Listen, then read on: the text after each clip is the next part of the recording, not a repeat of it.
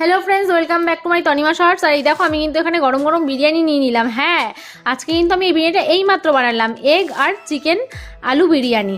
তো চলো আজকে ঝটপট করে বেশি কথা না বাড়িয়ে দেখে নিই কী কী আছে আমার ডিনারে আছে আজকে এগ চিকেন বিরিয়ানি, আছে সাথে চিকেন কষা। আর আমি কিন্তু যেহেতু চিকেন কষা দিয়ে খাবো বিরিয়ানিটা, ওই জন্য আমি বিরিয়ানির চিকেন নিইনি।